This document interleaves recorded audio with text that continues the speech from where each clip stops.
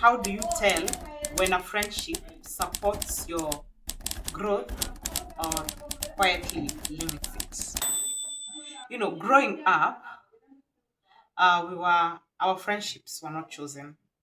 They were shaped by the schools we went to, our neighborhoods, and our proximity. And we were told, we were always told to be social, to adapt, to make friends, but they rarely taught us how to be mindful of the connections we were making. And limited options meant we settled. It meant we created friendships with people who were there. And don't get me wrong, some ended up being the greatest friendships we could have created. But maybe, just maybe, it's not because they were aligned, but because they felt familiar.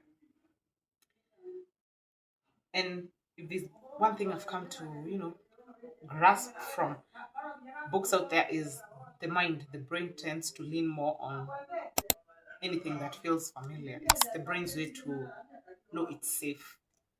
But then adulthood comes around and it changes all that because then you start to realize that friendships are not inherited, they are chosen.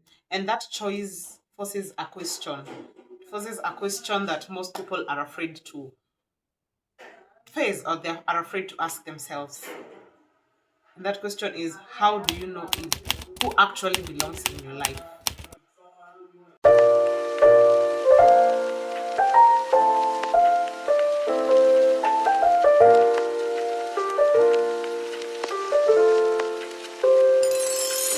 Hey guys, welcome to and back to Anything and Everything.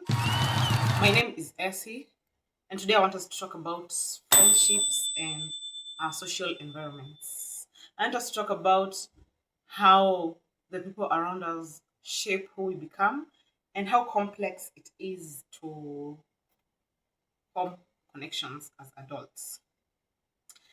One thing is making friendships sounds easier in theory than it really is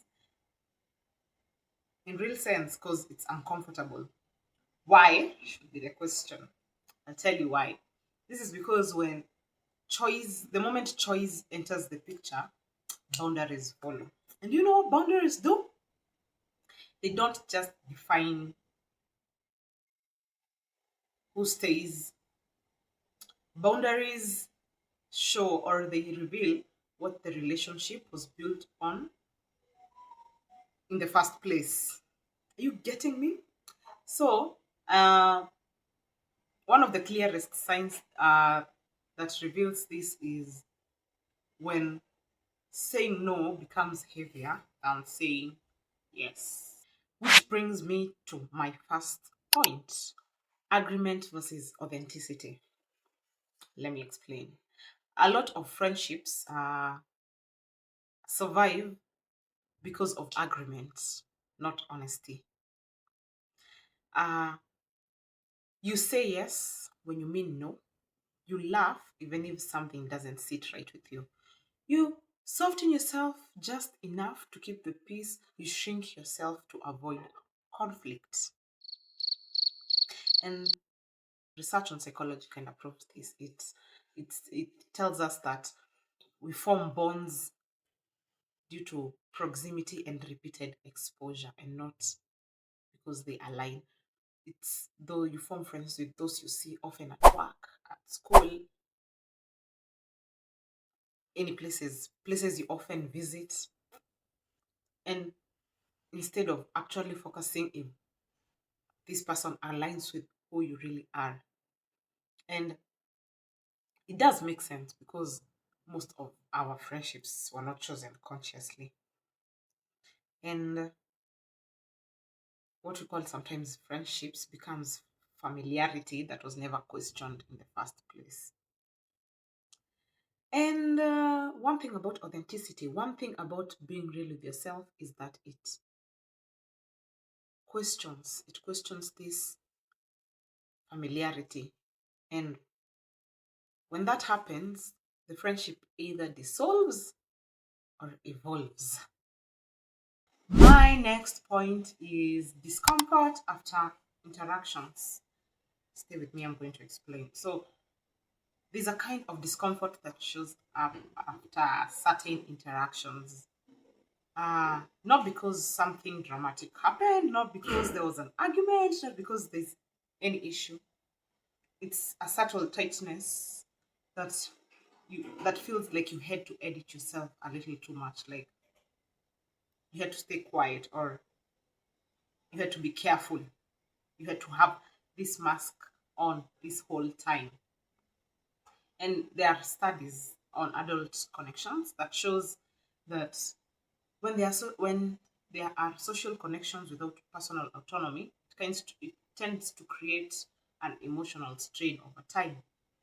When there is connection without self-expression, the body kind of notices. It starts to notice, and this starts creating friction. And this is not you overthinking, or this is not you being way over your head, because your body, it's information. Your body, our bodies always communicate to us. So it's your body, it's your nervous system realizing that there's something wrong way before there's even a language for it. Numéro 3, over explaining. Here's the thing, when safety is missing in a relationship, then over explaining tends to show up. What do you mean, Essie? This is what I mean.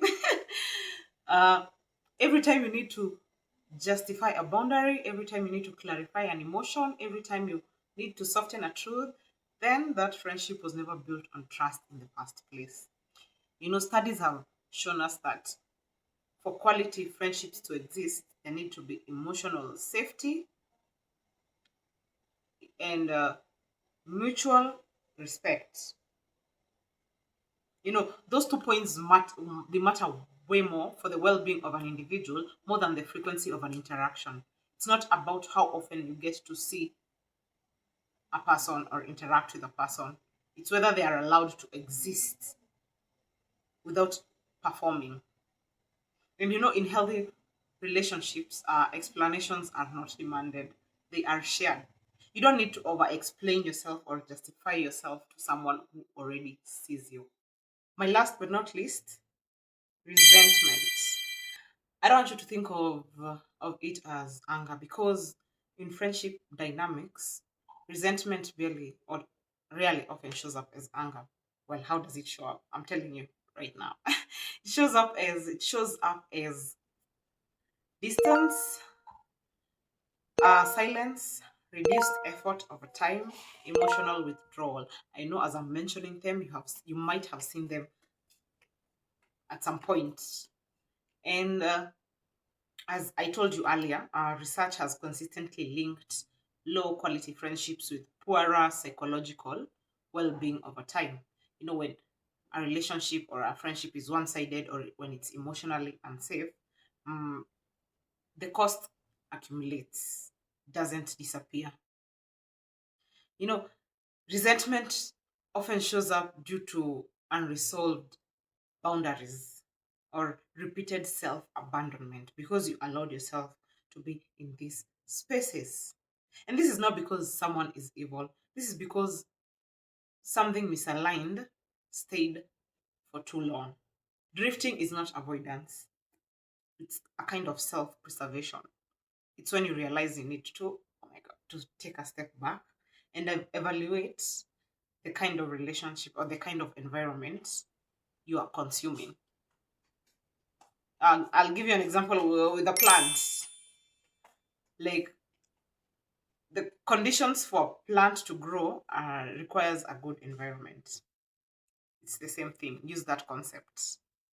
The best part about life is at some point you do come to the realization that friendships are not all about the people you like. It's about the environment you're building around yourself.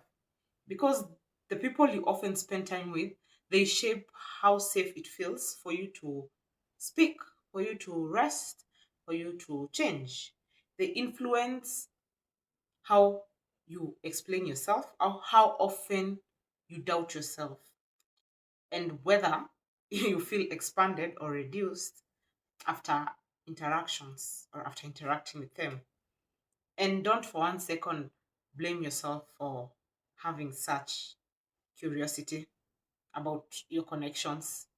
It's an awareness because, like, we've come to realize many friendships are inherited from schools, from shared spaces, from convenience. But then adulthood comes and poses this question, makes you ask yourself, does this connection still favor one coming? Because here's the thing, most friendships don't end because someone did something wrong, because there's a misalignment.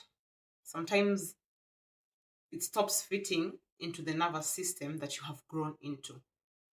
And the worst thing that can happen in life for an individual is, or what becomes hard, is when you're around or when the environment doesn't favor the type of growth you're into or whoever you're trying to become. So maybe this isn't about cutting people off or about distancing yourself.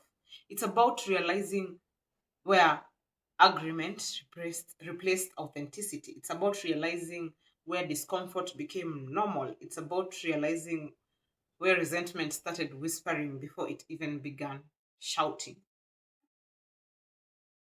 It's about allowing yourself to be curious about the kind of social environment that you would want, or a social environment that feels like home to you. Because it's the thing about friendships, they don't have to be perfect, they just have to be honest.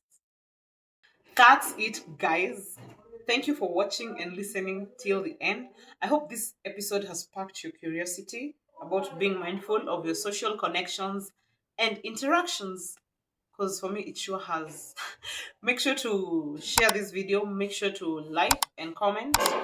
For those who haven't subscribed, kindly hit that subscribe button. Make sure to follow me on my socials, and so that you can stay uh, informed when I get to drop my next episode. So until next time, and as always, make sure to live, learn, and laugh. Ciao.